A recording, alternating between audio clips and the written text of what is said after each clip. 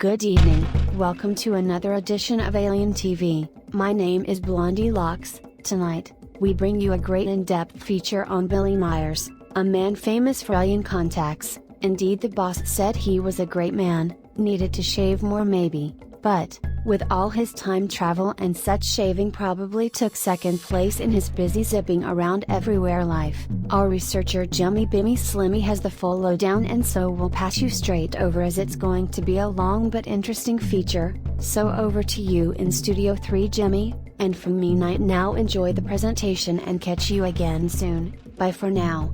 Billy Meiers. The famous case files of this man who held a long contact with aliens and in whom they trusted to divulge a lot of Earth and space facts. Tonight we bring the full story to those new to this famous man's story and exploits. So let's begin. Billy Edward Albert Meiers claimed his first extraterrestrial contacts occurred in 1942 at the age of 5 with an elderly extraterrestrial man named Faith. Contacts with Faith lasted until 1953. Shortly before Faith passed away.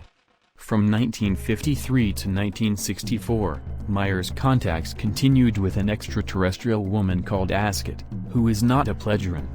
Meiers says that after an 11-year break, contacts resumed again, beginning on January 28, 1975, with an extraterrestrial woman named Jace, the granddaughter of Faith. Meiers says that he has also had many contacts with another pledgerin man called Ta, starting in 1975 and continuing right up to the present day. He has claimed that he has also visited other worlds and galaxies along with another universe with these extraterrestrials. Meiers claims that he was instructed to transcribe his conversations with the various extraterrestrials, most of which have been published in the German language. These books are referred to as the contact notes, or contact reports. Currently, there are 26 published volumes of the contact reports, titled Pledgeatus Pledgeris Kontaktbericht. Some of the contact reports were translated into English, extensively edited and expurgated, and published in the out-of-print 4-volume set Message from the Pleiades, the contact notes of Edward Billy Meier by Meier case investigator Wendell C. Stevens. There are also many contact reports translated into English, unedited, by Benjamin Stevens. Meiers' discussions with the pledgerin are highly detailed and wide-ranging, dealing with subjects ranging from spirituality and the afterlife to the dangers of mainstream religions, human history, science and astronomical phenomena, ecology and environmental dangers caused by global overpopulation, in addition to prophecies and predictions of future events. One thing in all Billy Meiers' claims and pictures is that not one has been proved to be fake, and as you will see later in the Alien TV broadcast, the still camera shots from inside his trips with the extraterrestrials, who took him back and around the galaxy, show some startling and thought-provoking reality shots. Sit back and enjoy the movie, which we think you will agree is very worthy of treating as genuine, but then still the non-believers with their heads stuck in the sand will no doubt shout and say it's not true. Thanks and good night from me and all the team at Alien TV. Enjoy the film and see you soon with another exclusive scoop. En la historia de la investigación del fenómeno extraterrestre, el caso de Billy Meier, un granjero suizo, permanece aún como el más completo. Más de 105 fotografías y 8 películas de 8 milímetros fueron tomadas. Partes de metal y grabaciones de audio demuestran la fortaleza de este caso. Las advertencias y predicciones presentadas desde el año 1974 corroboran la autenticidad de la fantástica historia de Billy Meier, como el hecho de que se estaría abriendo un hoyo en la capa de ozono y que el gas de bromo y sus derivados eran los más peligrosos. A más de 30 años de haber comenzado esta historia, aún se mantiene como una de las más importantes y espectaculares en la investigación del fenómeno ovni. Each human on Earth and each human over the whole universe has different vibrations. The vibrations of human is made out of his thinking. Themselves, they are something like magnetic electrical waves. and they are turning from human to human, from planet to planet, and over the whole space of the universe.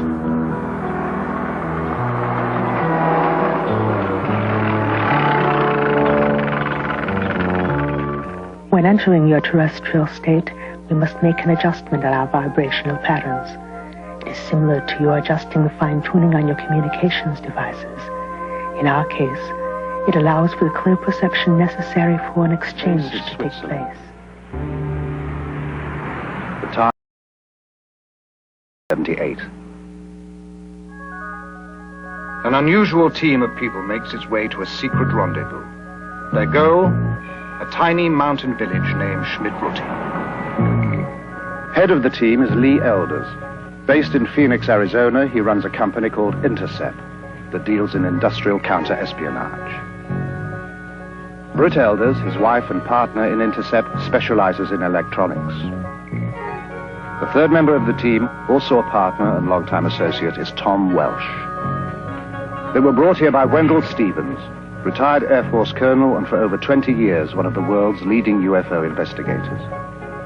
Their mission? To check out one of the most remarkable UFO cases ever reported. One that has been called alternately too good to be true, the hoax of the century, or the start of a new age for humankind. Stevens leads them over a circuitous route, winding through back roads and stopping often along the way. Why all the precautions? Well, I didn't want to tell you this before, but this man's been shot at. Shot at? Yeah, somebody's trying to kill him. Why? I don't know. There's some people are spooked by this whole thing, and he's being threatened. Thus begins what was to become a 5-year investigation.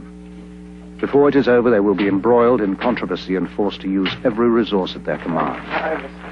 Hi, Billy. You're okay? Yeah. I brought the friend's been telling you about. This is Britt Elders. Hi. Good to meet you. Lee Elders. His name is Edward Meyer. He is called Billy, an old nickname that sprang from his fondness for heroes of the American West. Buffalo Bill, Wild Bill, and Billy the Kid. He is a farmer. He claims he has been in contact with beings from another world. He also claims to have proof of these contacts.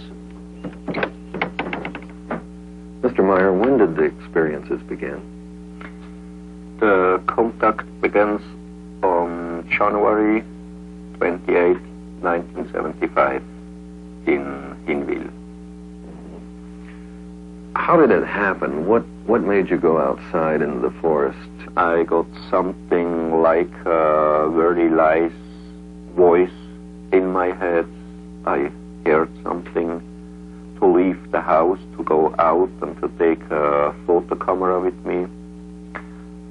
So I left my house, and then when I was far upside from the village, I heard a singing noise in the sky, and when I was looking up there, I heard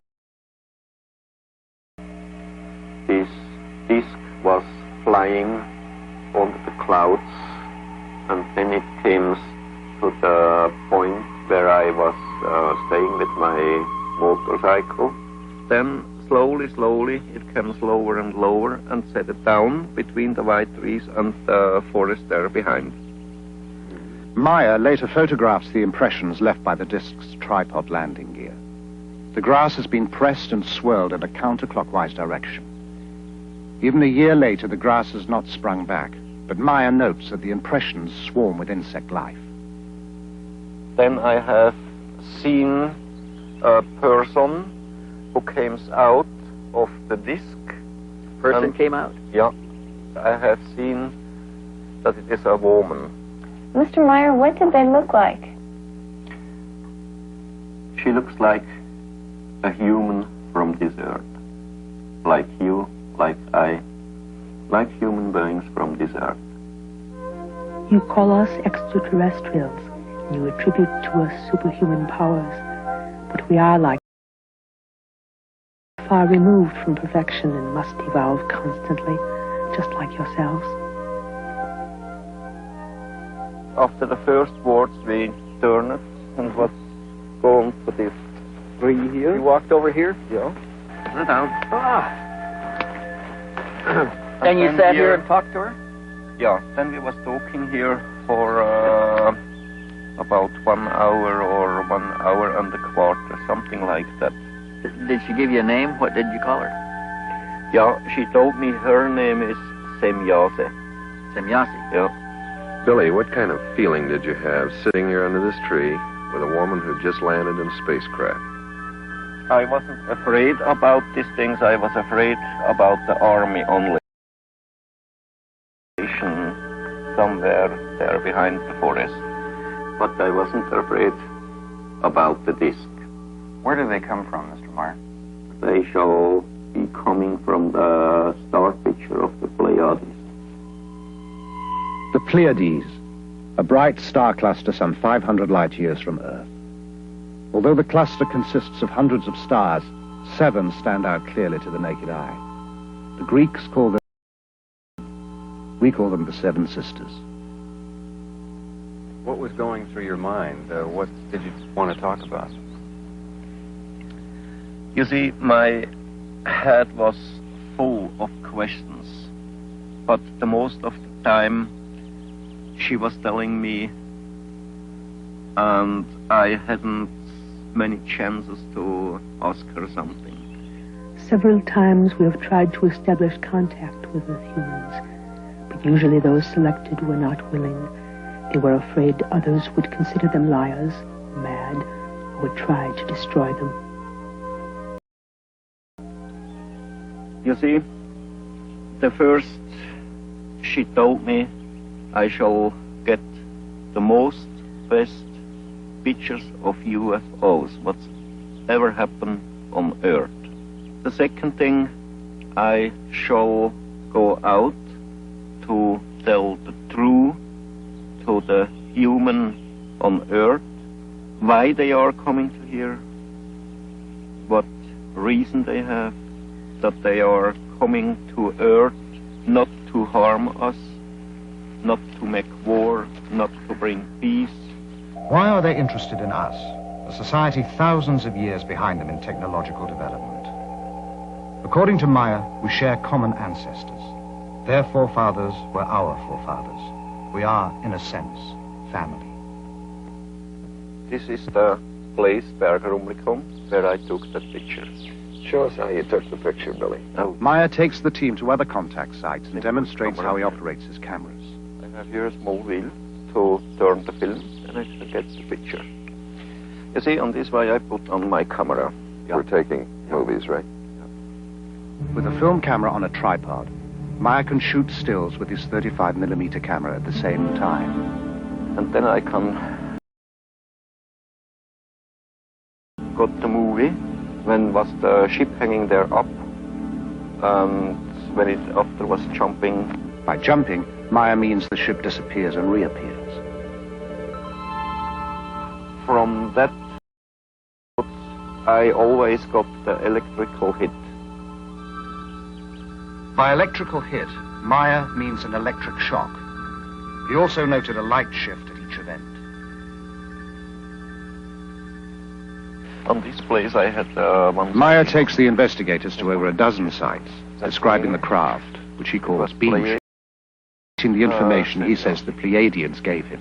You see here, you see there the road, and on the middle of the distance to the road was the ship hanging in the air and bubbling in a very strong wind.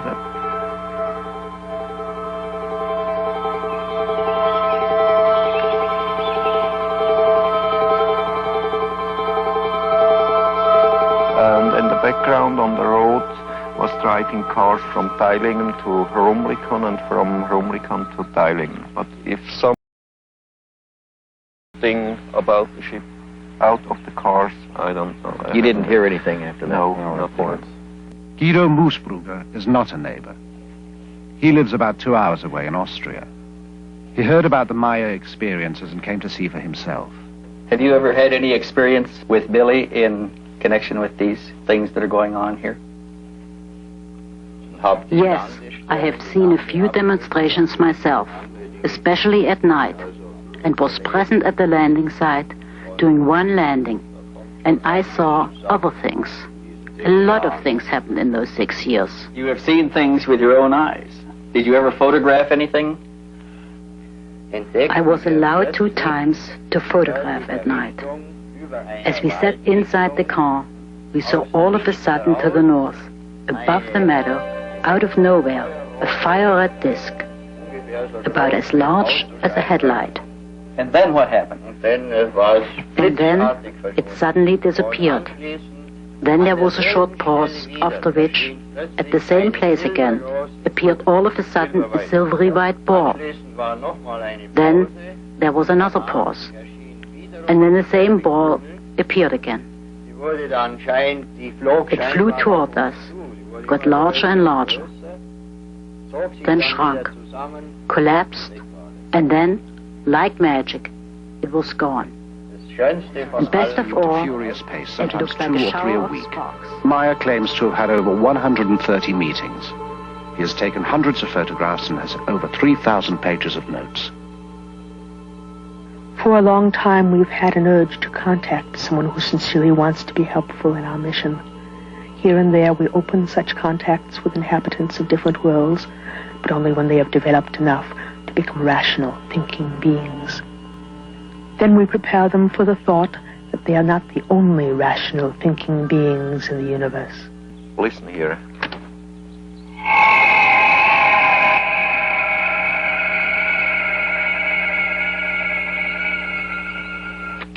Wow. You recorded that here? My wife recorded this one here, and in the meantime, I've been there down very with the older recorder. You had another recorder down Yes. there. How high was the ship above you? About 60 meters. 60 meters. How far would you estimate it is from here down there today? I think some 300 meters. The sounds bear no resemblance to anything. Meyer gives him both tapes for analysis.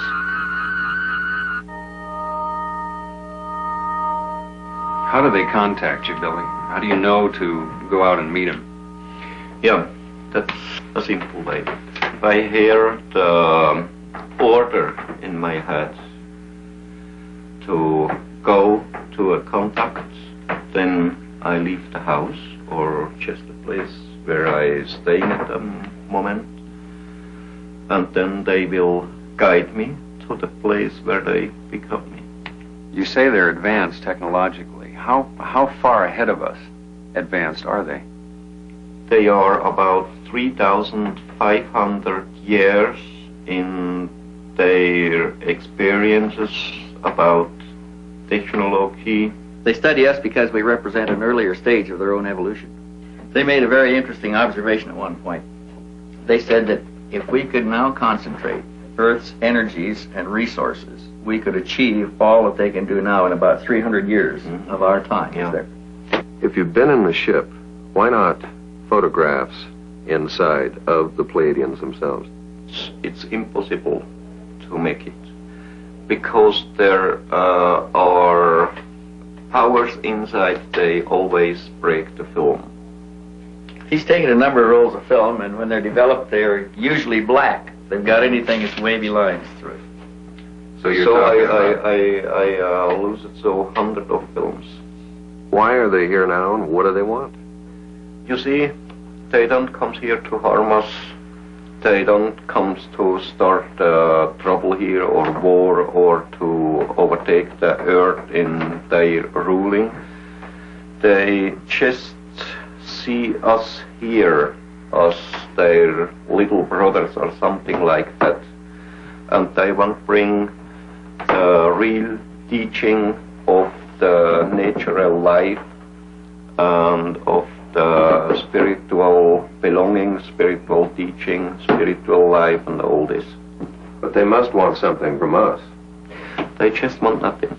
Nothing. You see, for the human on earth, it's impossible to believe this, but that's really the truth. They just want nothing from the humans on earth. The session goes on for hours. To every question, Meyer has an answer. The investigators are unable to shake him or to find flaws in his story.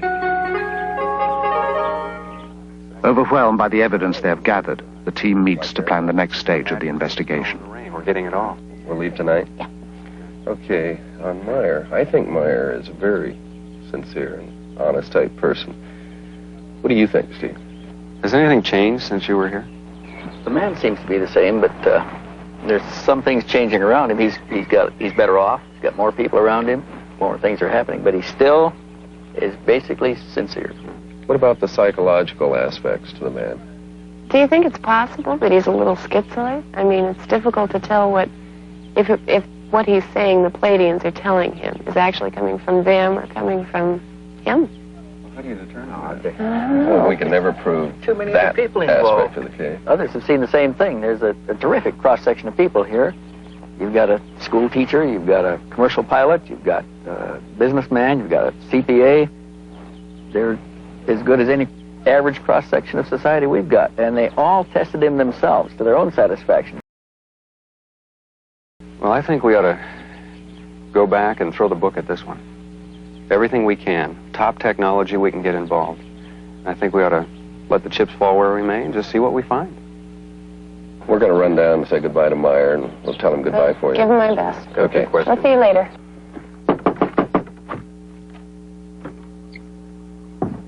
They've done what they can here. Meyer has turned over all his material, but he has one more surprise in store. So we want to thank you for all your time and trouble. Oh, yeah. Okay, just a moment, wait. Hey? I have you something. Oh, Here. what's this? Metal samples. Metal samples? Yeah. Where did you get these? I got it from Symbiose, and she brought them from Era. Are they extraterrestrial? Metal samples. The kind of hard evidence Stevens had hoped for.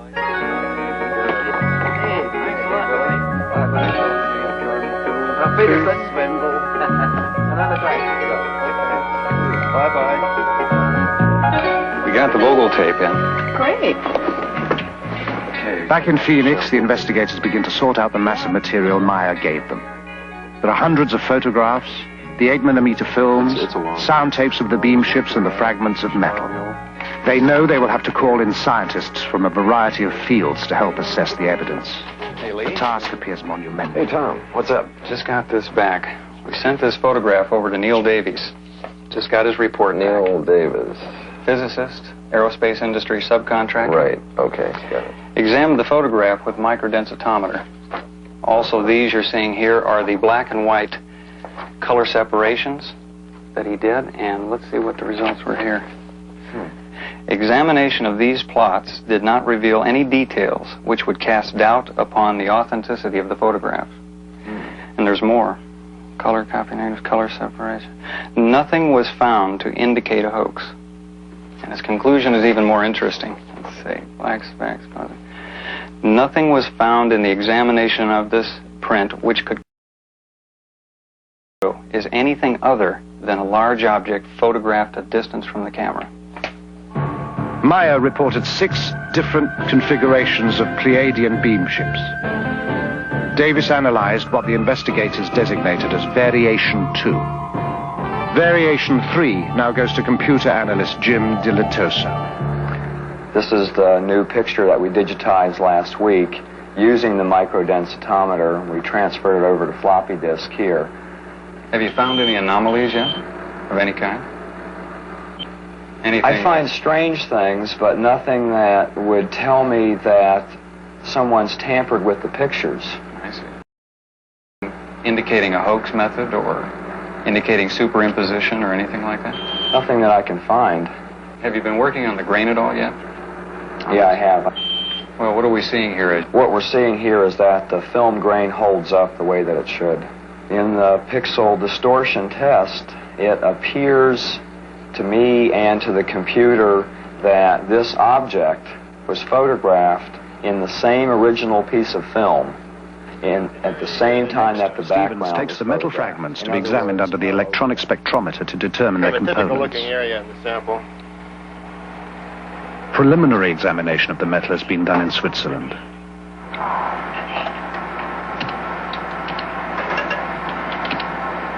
And we've got the little marker bars here that we can line up on each peak as they come up. This one indicates we have silver there. Over here, let's We got some copper, small amount of copper. That looks like about all that's in here at the moment. The big band here is silver, though. The big one is silver. Later analysis of other fragments also reveals small amounts of thulium, a rare earth element that is difficult and costly to extract here. This is one of the... Because of the unusual nature of the findings, the fragments are given to chemist Marcel Vogel, an expert in crystalline structures and inventor of many substances used in computer components. The first specimen I looked at is a metal specimen, which I classified as F1. This is the appearance that it looked at, rather golden colored on one side, silvery colored here. We find that, in truth, it is silver and a small amount of copper. We look at it here, this same area here, under polarized light. What is unusual of this small specimen is both highly crystalline nature, and suddenly we come to a metal section as we see here, and it showed a combination of metals that I've not encountered in any normal bit of metallurgy, both crystalline deposits and metal. Now, we, with any technology that I know of, could not achieve this on this Earth's plane. I could not explain the type of material that I have and its discreteness by any known combination of materials. I could not put it together myself as a scientist. It's also a challenge because I showed it to one of my friends who was a metallurgist, and he shook his head. He said, I don't see how it can be put together. And we find that in this area there is evidence of machining, that there are striations which look like the sample has been worked mechanically. It doesn't look like anything that we've made here. At this moment, I would feel very much inclined to accept what was given to me as being... Stretch them out because it becomes very clear. Pixels, these little squares, like building blocks, and pretty easy to count. So this one ranges from 5 to 7 pixels wide, this edge. So we have our range here is from 6 to 8. Now what this tells us in looking at all of the edges on the object is, first of all, that it's not a flat piece of plywood hung in the air, or it's not a paste up that was done. It actually has shape to it. And in this case, a very wide range, which has to do with focus. Some of the object is more in focus than other parts of the object, which tells me right off at that point that we're dealing with something of size to it. There are new photos too, and more film. In some, the beam ship hovers by a tree. Meiers says they use trees as a kind of magnetic ground. 2 or more ships in the same shot are almost unheard of in UFO photos. Meier has dozens of such pictures.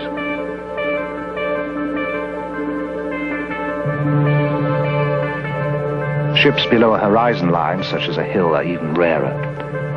In this photo, a Variation 2 ship controls a smaller unmanned drone ship, designated as Variation 5. In one demonstration, a Variation 3 ship exhibits a behavior Stevens has seen before. We have often reported a nipping flight. We also have a wobbling flight, where it wobbles around a vertical axis.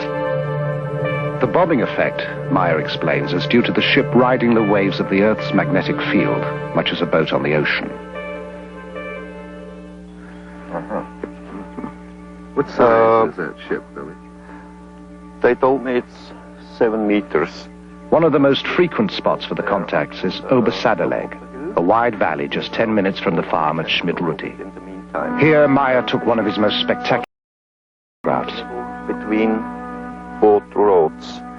And you can see here these lighty trees here. They're up. And here on the left side, this hill.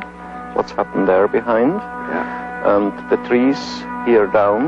It's that one there. Yeah. Okay, then Is this, where did this come in?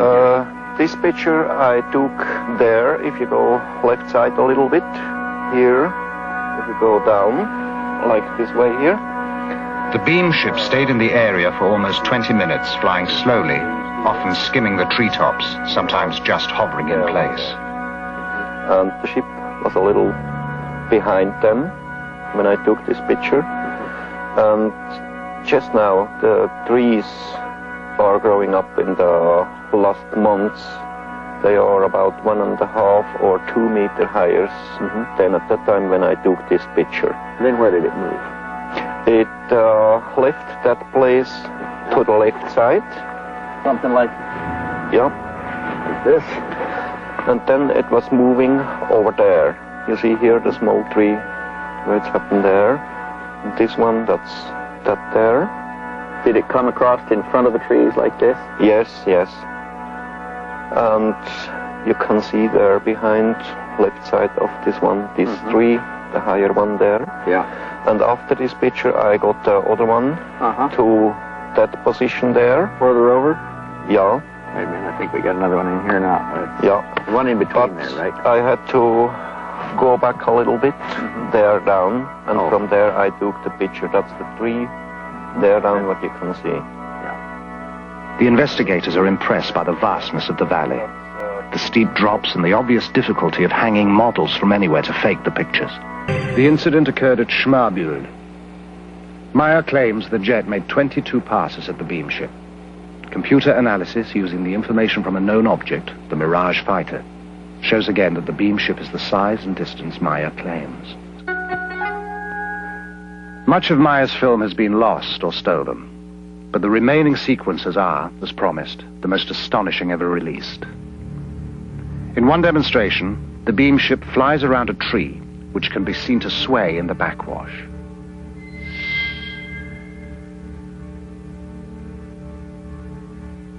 Once again, in slow motion.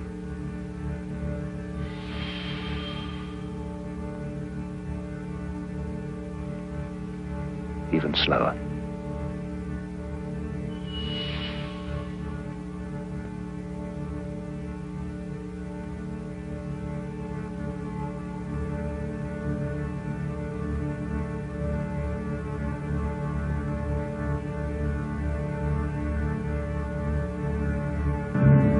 Later, Semyasi brings a new beam ship to pose for Meyer's cameras.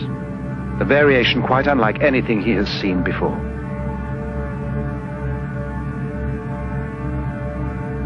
She explains, as best he can understand it, the function of the spheres for propulsion of the craft in interstellar travel. The sound of the new beam ship shows marked differences to the sounds of the other variation craft. Meyer tapes these as well. The tapes are taken to electronics consultant Niels Rognerud and sound engineer Steve Ambrose for examination. The frequency components of the signal. Yeah, what does this mean when they're all together like that? What you have is you have many tones happening at the same time, and right now they're aligned. Now they're disaligning. They're out of alignment. They're very much out of alignment. Now they're starting to centralize on one. It's not as though maybe before you had 10 different frequencies at random and then all of a sudden 9 dropped out and you only had 1 left. What's happening is the 10 different frequencies are converging on one central frequency, which is, I find, very interesting. This is probably one of the most interesting things about the tape is that there are... What's this right now? Very, very many tones. Yeah. And they're all changing very fast. For a moment there, we were looking in and we had 3 evenly spaced frequencies. See it there again? Yeah, you got them again. Yeah. Niels, would it be possible to recreate this sound? To be honest with you, I personally don't think so. There are not synthesizers on the market that have oscillators that change that randomly. Even if you got 9 or 10 of them going, they wouldn't change from those peaks that quickly. So a significant thing is this rate of change. Well, and besides, if you were going to create a noise for a spaceship, you'd be hard put to come up with something as original as this. There's another alignment there. The team had shown the Meier material to a variety of experts in an attempt to learn if any of it could be duplicated.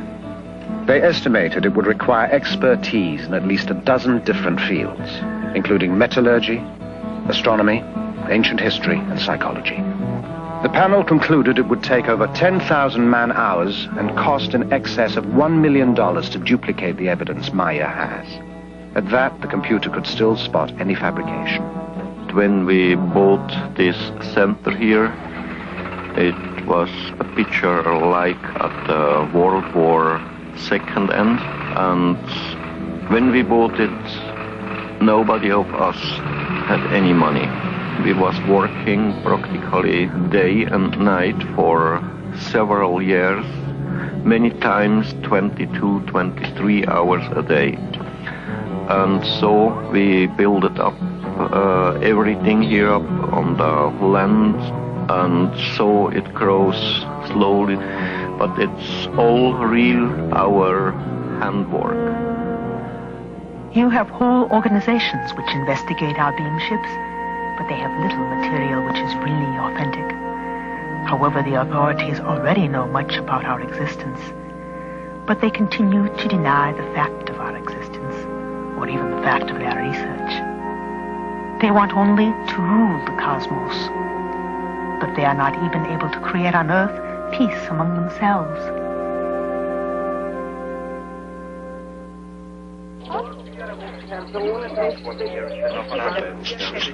Many of those who come seek answers, assurance, even the promise that someone or something will save us.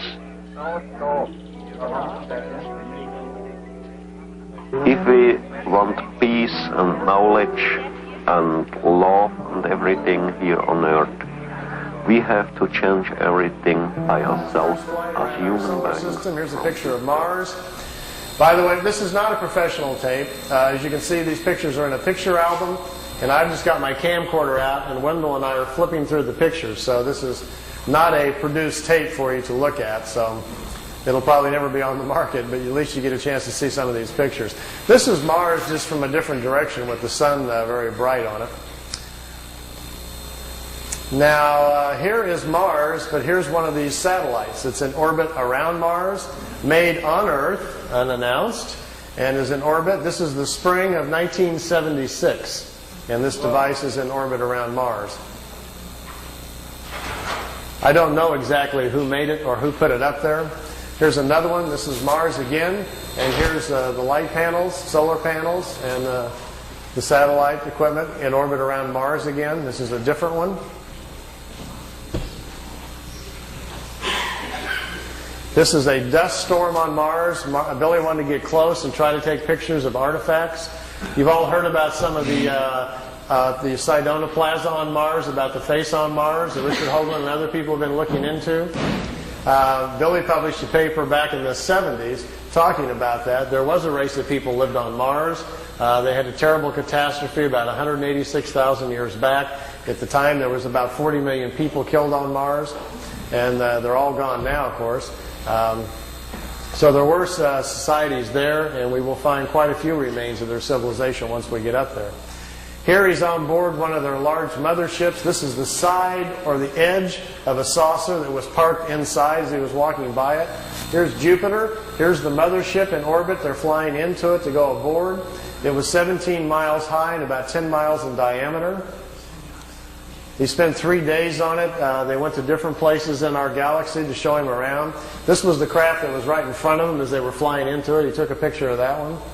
Here, again, is back at Mars. These aren't in any particular order. Here's another object in orbit around Mars, and look, here's an American flag on it. So there's a couple of things that they put up there that the military's put up that we don't know about. This is a picture of Billy in a suit. He's on a prehistoric planet to see the dinosaurs. He's got a breathing apparatus on. This is a Pleiadian man, and they've stepped outside of the ship so he can see the animal life on this prehistoric world. Got his picture taken too. That's pretty good. This jumps back here to, remember the Apollo-Soyuz hookup, us and the Russians back in '76? Billy asked him if he could go up and watch it. They said okay. They took him up. There's several pictures here of the Apollo-Soyuz hooking up with Earth in the background. Some of the wildest pictures he's got. I mean, just look at the vantage point. The planet's in the background. How else would you get this picture unless you were up there at that particular vantage point? Not a lot of people have that in their photo albums, you know. You can imagine the people at NASA would crack up, you know, if you... They'd probably find it a little hard to believe at first, but they don't have pictures like this. Here it is when it's just hooked up. There's Earth in the background, and here's the two capsules coming together.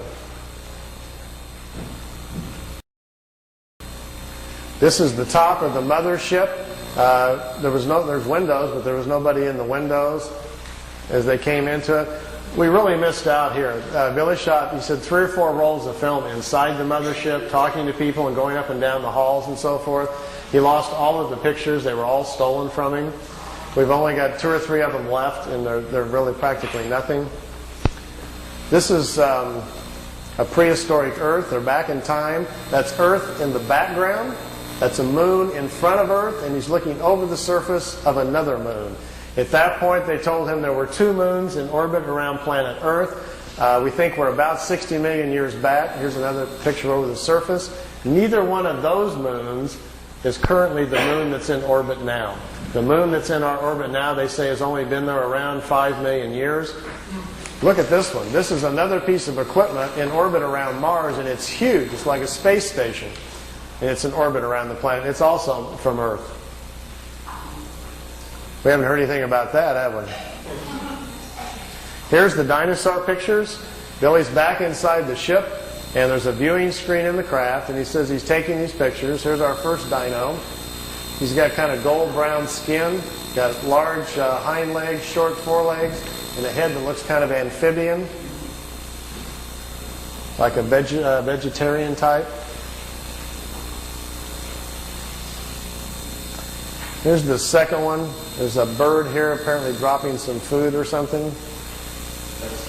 Is that Charles? Charles dropped his food. This one's pretty hard to see. Here's the head of some sort of creature crashing through some bushes here. It's hard to tell. I know it's probably hard to see these anyway from back there, but just the idea that someone could actually go back in time just really gets my brain going. There's a bird. There's his eyes, some pretty nasty looking teeth. And the last picture after this one is the strangest of all. It's a plant that has an insect head. Billy calls it a plantum. They were trying to explain to him how the evolution of different life forms goes. How, for instance, here's a plant life when the plants are the food kingdom of the world. When the plants evolve to a certain level of evolution, then these lower order forms, here's a small head, and this head is a plant. There's these 2 little eyes. It's an insect, the beginning of insect life on the planet when the food kingdom has evolved high enough. There are 7 different stages, they say, of spiritual energies or creational energies on a planet that create the many different kinds of life forms. There's a transition from one kind to the next. Ours is the 7th or the last one. We have to wait until the animal kingdom has raised the evolution of the body material high enough so our cycles can start.